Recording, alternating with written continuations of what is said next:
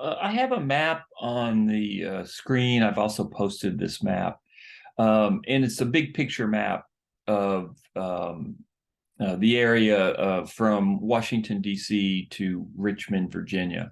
The Confederacy had moved its capital to Richmond, Virginia, as soon as Virginia left the Union in April 1865. The Confederacy moved its capital from Montgomery, Alabama to Richmond, Virginia. And of course, the capital of the Confederacy was an important target for the Union Army. But here's something that I want you to put kind of remember and think about. And this is something that Lincoln learned over the course of the war. He didn't realize it yet, that what the real strategic goal of the Union Army wasn't cities like Richmond, although Richmond's important, it was a Confederate capital. But what the Union Army has to do is to destroy the Confederate Army wherever the Confederate Army is. So by the end of the war, Lincoln and his more capable generals, such as U.S. Grant, they're going after the Confederate Army more than they're going after geographical positions such as Richmond, because the Confederate Army is the Confederacy, and you can't destroy the Confederacy until you destroy the Confederate Army. So even if you capture Richmond and don't destroy the Confederate Army, you still have a Confederacy to deal with. But we're not there yet. This is the early period of the war, and there's intense pressure on Lincoln to march towards Richmond, the Confederate capital, and capture it. And there's pressure on Lincoln, political pressure on Lincoln. And of course, Lincoln's putting pressure on McClellan. Also, the Republicans in Congress, and remember, I talked about yesterday how Republicans control Congress now. They actually control the U.S. government. They're starting to question McClellan as well, especially the radical Republicans. And this all gets very political because, of course, McClellan, and we read about this yesterday in the Harrison's Landing letter, basically McClellan is a Democrat who doesn't want to end slavery. And so here you have this Union general that many Republicans are very, very suspicious of, George McClellan. They're suspicious and they're mad that he's moving so slowly, but they're also suspicious of his politics. So yeah, it was really nasty and complicated. So McClellan comes up with a plan, and it's actually not a bad plan. And he finally reveals it to Lincoln in about March, April 1862. Here's his game plan.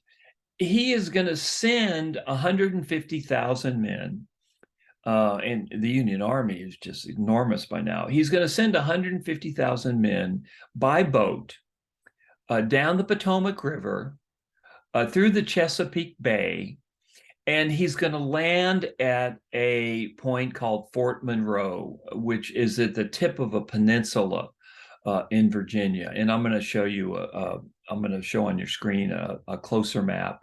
But I just wanted to take a look at this kind of big picture map, so get in your mind the geography of this region between Washington, D.C. and Richmond, Virginia, because there's going to be a lot of key fighting in this area. So on the map is McClellan, a big picture of McClellan's game plan.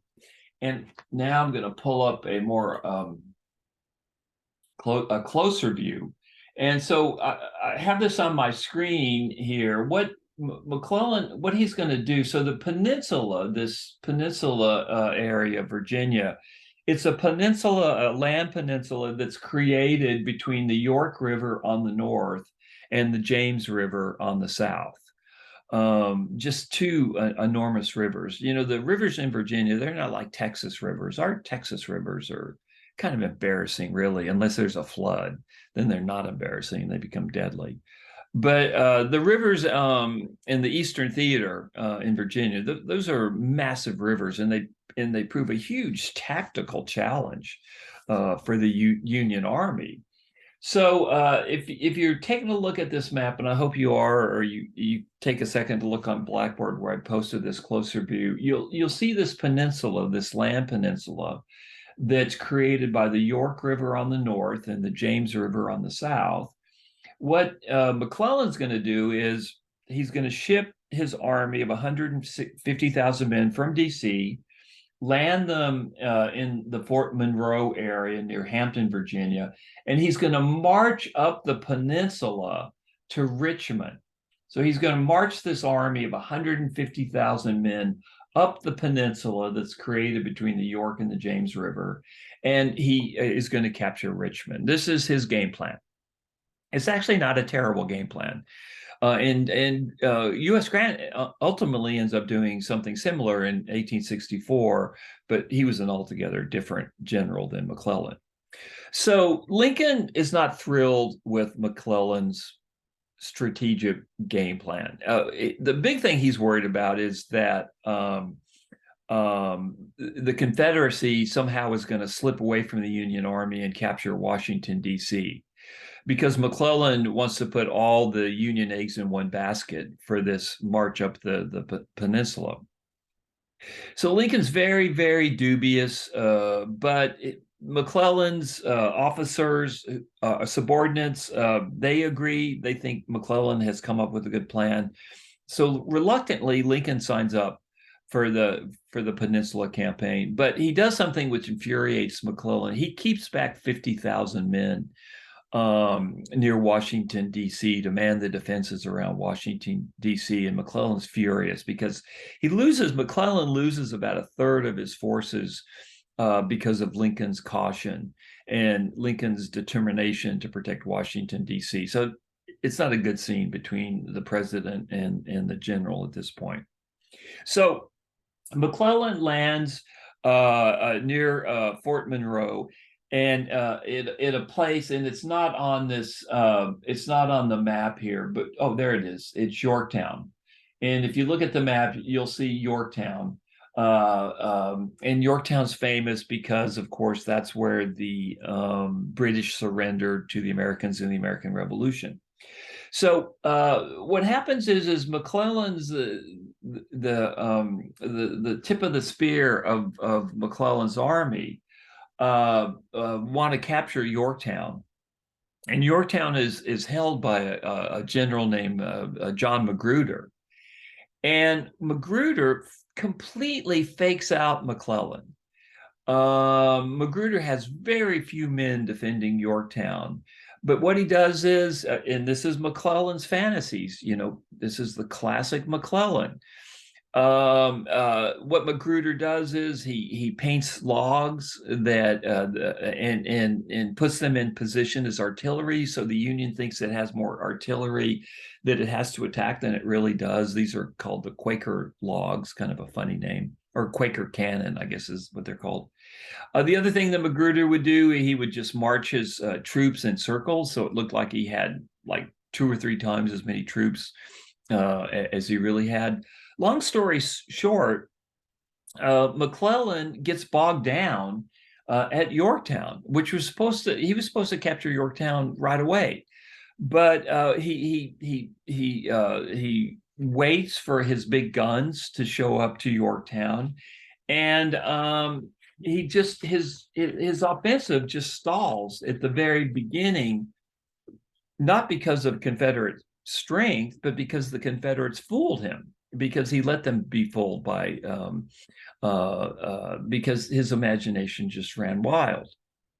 Ultimately, though, McClellan takes Yorktown. Again, he's embarrassed because he sees these, what he thinks are artillery that are just logs painted black.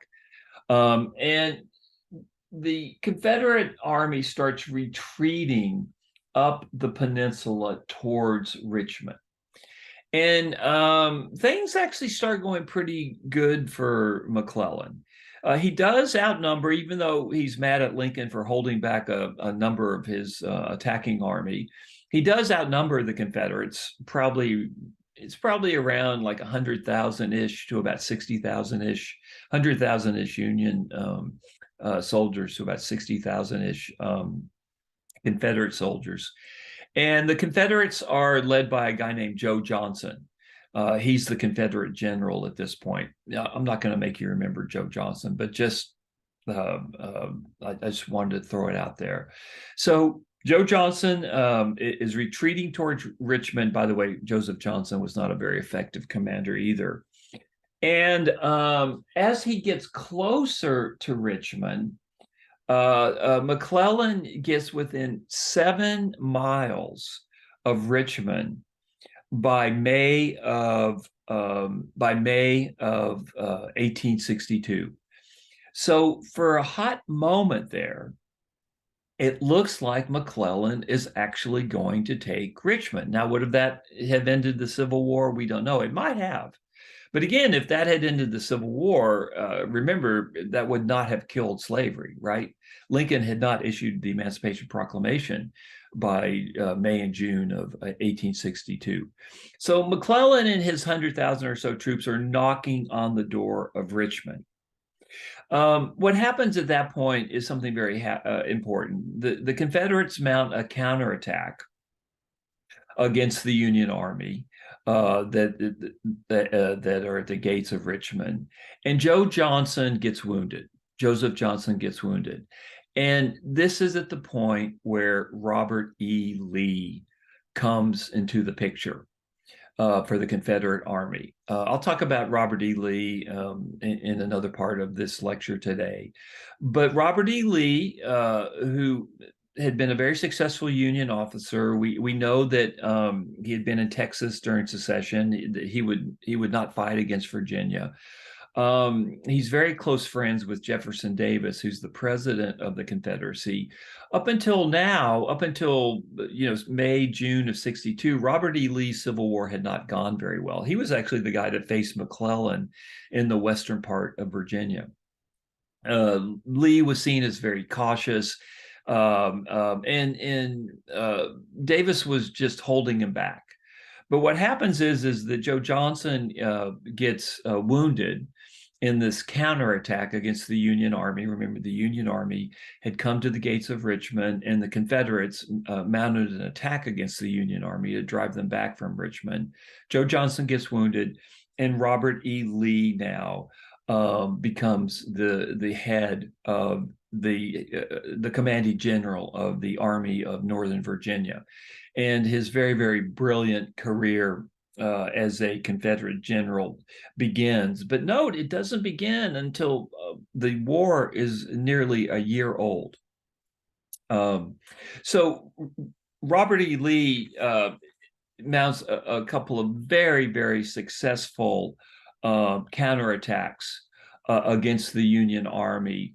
And the Union Army is knocked back from Virginia through these counterattacks that are planned and executed by Robert E. Lee, who really knew what he was doing tactically. He was maybe one of the most significant military officers in U.S. history, although he's a Confederate, I guess.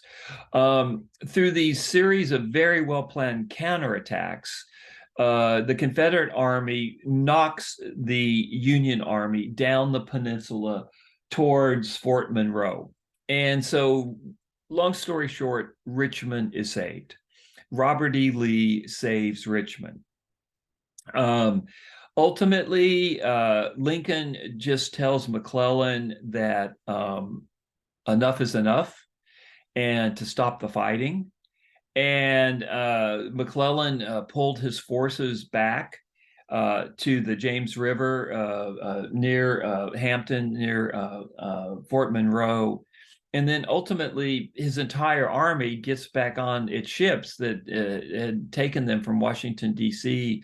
to the peninsula of Virginia between the York and the James River. They get back on those ships and they head back up to Washington, D.C. to fight another battle that I'm going to talk about later.